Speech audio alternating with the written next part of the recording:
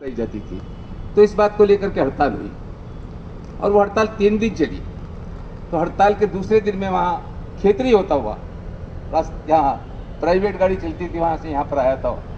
उसके बाद में सेकंड टाइम एक बार यहाँ हड़ताल हुई ऐसी झुंझुनू के अंदर, जब ये झुंझुनू डिपो बन गया तब आया था। तो 2 बार की वो घटना है, तो तारीख समय याद है बहुत अच्छी तरीके से। उसके बाद बीच बीच में कई बार आना लगा रहा होगा, लास्ट मैंने कहा ही आपको आया। और साथियों, ऐसे वक्त पर ही आप ये सम्मेलन आयोजित कर रहे हैं कि इस वक्त में रोडवेज में काफी चीजें बदली हुई फिर आती जाए। आज से करीब 6 महीने पहले, जबकि 6 महीने से भी ज्यादा को 7-8 महीने पहले तक तो स्थिति ये थी कि हम आए दिन हर कर्मचारी, चाहे रिटायर्ड हो और चाहे नौकरी करने वाला हो, वो एक ही बात पूछता था रिटायर्ड को कि हमारा भुगतान कब होगा, हमारा ग्रेच्युटी का भुगतान कब होगा, 5वें 6ठे वेतन आयोग का भुगतान कब होगा, छुट्टियों का भुगतान कब होगा, दूसरे भुगतान कब होंगे, वो यही पूछते थे।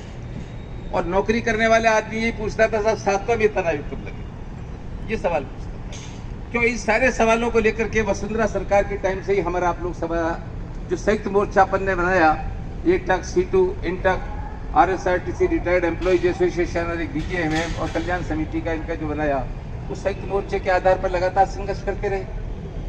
और 5 साल तक पूरा वसुंधरा शासन के टाइम में लगातार हमारा आप लोग लड़े। और आखिरी लड़ाई सितंबर-अक्टूबर 2018 के अंदर 20 दिन की हड़ताल हुई। आपकी जो हड़ताल, शानदार हड़ताल यहाँ पर आप लोगों की, पूरे राजस्थान में बड़ी शानदार हड़ताल किया। उस हड़ताल के वक्त में कांग्रेस के नेताओं ने वायदा किया जगह जगह के ऊपर, खुद मुख्यमंत्री ने आज भी जोधपुर से स्टेटमेंट दिया था, भाई हमारी सरकार बनेगी तो हम देखेंगे। उनकी सरकार बनने के बाद भी कोई ध्यान दिया नहीं जा रहा था। तो उस सरकार के टाइम में भी अपन लोग लगातार लड़े, संघर्ष किया। और उस वक्त आपने ये भी हड़ताल जब खत्म की थी, उस वक्त तो ये घोषणा की थी कि भाई इस सरकार को, बीजेपी को राजस्थान से भगाने का अभियान चलाएंगे, हम अभियान में शरीक होंगे। और वो अभियान हमारे सब साथियों ने मिलकर, कार्यरत और सेवारत साथियों ने पूरे राजस्थान में जगह जगह चलाया अपनी अपनी क्षमता के साथ। अब ये नहीं कहते कि हमारी वजह से बीजेपी आ गई, अकेली हमारी ताकत तो नहीं हो सकती थी बीजेपी को हराने की या किसी भी पार्टी को हराने की। पर एक बहुत बड़ी ताकत थी कि जगह जगह गाड़ियों में जब पैसेंजर चलते हैं, गांव में लोग मिलते हैं, तो लोगों के खिलाफ एक गुस्से को बताने के लिए क्या किया सरकार ने हमारे साथ, क्या कर रही है सरकार ज्यादा है, इस सारी चीज के प्रचार किए। और सरकार के उस जमाने के प्रतीक जो यूनुस खान हुआ करते थे, जो हमारे ट्रांसपोर्ट मिनिस्टर डीडवाना के, उन्होंने टोंक से चुनाव लड़ रहे थे, तो उनके खिलाफ रैली भी हमने, आप लोगों ने निकाली, आप लोग सब लोग गए होंगे। तो सरकार आई, सरकार ने नहीं किया समय पर, तो उसके खिलाफ भी लगातार हम लोगों ने, आप लोगों ने संघर्ष किया। और आखिरी बड़ा संघर्ष, बीच में 2 साल कोरोना चल गया, इसलिए संघर्ष हो नहीं सकते थे कि, तो कोरोना पूरा खत्म नहीं हुआ था, तब से ही अपन ने वापस संघर्ष जून के महीने में फैसला किया 2021 में संघर्ष करने का। और इस अभियान एक के बाद एक चलाने का 3 महीने तक का कार्यक्रम लगातार बनाया, जिसमें 2 दिन की हड़ताल भी, 1 दिन की हड़ताल पूरे राजस्थान में शामिल थी, हमारी हड़ताल भी थी। उस हड़ताल के चलते चलते जो केंद्रीय श्रमिक संगठन है, उन केंद्रीय श्रमिक संगठनों में एटक है, सीटू है, इंटक है ना, HMS है, ये सब मिलकर के मुख्यमंत्री से समय मांगा और मुख्यमंत्री से बातचीत हुई। और मुख्यमंत्री से बातचीत हुई, तो बातचीत में मैं खुद शामिल था एटक का प्रदेश अध्यक्ष होने के नाते। और रोडवेज की सारी बातों को मैंने ही मुख्यमंत्री के सामने केंद्रीय श्रमिक संगठनों के प्रतिनिधि मंडल में सारी बातों को करीब रखा।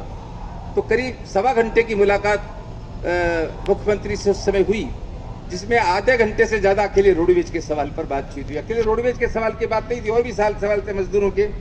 तो मुख्यमंत्री ने आश्वासन दिया था, भाई मुझे थोड़ा समय दो, मैं बहुत जल्दी आप लोगों की समस्याओं का हल करने पर फैसला करूंगा।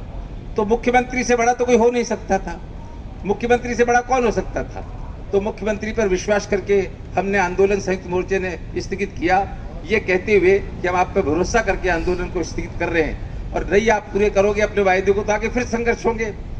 उसका परिणाम निकला उस संघर्ष का धीरे धीरे कि देखिए, सेवानिवृत्त करीब 5000 से ज्यादा जो कर्मचारी थे, पिछले 5 साल से लगातार इधर से इधर चक्कर खा रहे थे।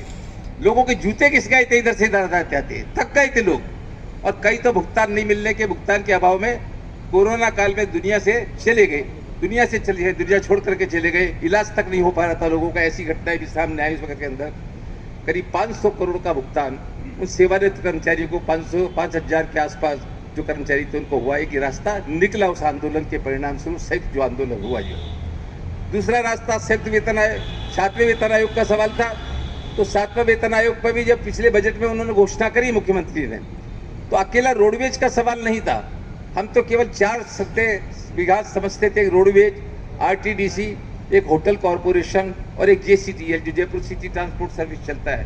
भाई ये 4 जगह लगना था, किंतु जब घोषणा आई मुख्यमंत्री की कि 7वां वेतन आयोग लगाया जाएगा, तो ऐसे कई संस्थान और निकले हमारे जैसे जहाँ पर 7वां वेतन आयोग नहीं लगा था। तो 1 अप्रैल 2022 से 7वां वेतन आयोग लगाने की बात हुई। संयुक्त मोर्चे ने कहा, एटक ने कहा और एसोसिएशन ने कहा, भाई आपने ये 7वें वेतन आयोग का जो फैसला किया है मुख्यमंत्री जी, इसके लिए तो हम आपका आभार व्यक्त करते हैं। मैं आज भी इस बात का आभार व्यक्त करता हूँ 7वां वेतन आयोग के लिए, उन्होंने जो फैसला किया। परंतु भाई आपने हमको 1/4/2022 से दिया, लगना चाहिए था 1 जनवरी 2016 से लगना चाहिए था। तो 6 साल का आपने गड़बड़ कर दिया, वो दिया नहीं आपने 6 साल का। वो नहीं देने से नुकसान क्या हुआ कि उस बीच में जो लोग रिटायर हो गए उनको तो कोई भी फायदा नहीं हुआ। 6 साल के अंदर वो वंचित हो गए। हम यहाँ तक उनको इशारा करने की बात हमने कही, भाई आप पर आर्थिक भार बहुत अगर ज़्यादा पड़ता है कुछ 6 साल का, क्योंकि ये पैसे का मामला है, कोई छोटा मोटा मामला नहीं है। और ये भी नहीं है साहब कि 10-5-20 लाख का मामला हो, करोड़ों का मामला होगा, सैकड़ों करोड़ों का मामला होगा, तो आप नोशनल फिक्सेशन कर सकते हो। नोशनल फिक्सेशन का मतलब ये होता है कि लगाएंगे 1 जनवरी 2016 से, और इंक्रीमेंट वगैरह सब लगू करके बीच में जो एसीपी वगैरह लगती है लगा के, और 1/4/2022 को क्या तनख्वाह बनेगी, 6 इंक्रीमेंट बीच में जुड़ जाएंगे, जोड़ करके उस हिसाब से आगे से उनको मिलना शुरू हो जाएगा।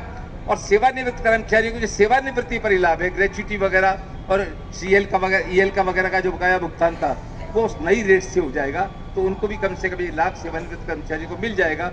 इस तरीके का रास्ता निकल सकता है, किंतु अभी तक हुआ नहीं है। ये सारे सवाल अभी जिंदा हैं। इन सवालों को आगे लेकर के जद्दोजहद चल रही है, अभी करेंगे। अभी तो लोग इस माहौल में खुश हैं कि चलो हमको कुछ मिला तो सही, हमको कुछ मिला तो सही। लोग ये भी कह रहे थे साहब अभी चुप रहो, वरना तो कहीं ऐसा नहीं हो मुख्यमंत्री घोषणा वापस ले ले, जो मिलने वाला है उससे और कहीं वंचित हो जाए। तो संयुक्त मोर्चे का ये मानना है, और एटक संयुक्त मोर्चे का प्रमुख घटक है, नंबर 1 पर इसका नाम आता है, आपको सबको पता है। तो ये मानना है कि ये 7वां वेतन आयोग 1 जनवरी 2016 से लागू होना चाहिए। ये लगातार छोड़ा नहीं इस मामले को, संयुक्त मोर्चे ने, एटक ने छोड़ा नहीं है। इस सवाल को लगातार हम लोग उठा रहे हैं, उठाएंगे। अब सेवानिवृत्त कर्मचारियों के भुगतान अभी बहुत बकाया है, और हरगोविंद शर्मा विस्तार से आपको बताएंगे। मैं उनके अधिकार क्षेत्र में अतिक्रमण नहीं करना चाहता, सारी बातों को कह के बता तो मैं भी सकता हूँ, हर बात को मुझसे कुछ छुपा थोड़ी है मुझसे, सारी बातों को हम लोग आपस में सलाह करते रहते हैं। पर मोटी मोटी बात मैं आपसे कहना चाहता हूँ, तफसील से वो आपको बता देंगे। देखिए, आपको ग्रेच्युटी का भुगतान भले ही हो गया, 5वें 6वें वेतन आयोग का हो गया, और ईएल का भुगतान हो गया, किंतु नाइटों का भुगतान तो नहीं हुआ ना। सुप्रीम कोर्ट से एटक ने जो केस लड़ा, 35 साल तक लड़ाई लड़के, पहली बात तो आप हिसाब लगाइए, 35 दिन नहीं, 35 महीने नहीं, 35 साल। एक यूनियन 35 साल तक सुप्रीम कोर्ट तक लगा करके, 2 बार तो सुप्रीम कोर्ट तक जाके लगाई कि नाइटा दैनिक भत्ते के बराबर नाइटों का फैसला कराया। ऐसा पूरे उत्तर भारत के अंदर कहीं नहीं है इस तरह का नाइट का मिलने का, जो अपन ने कराया।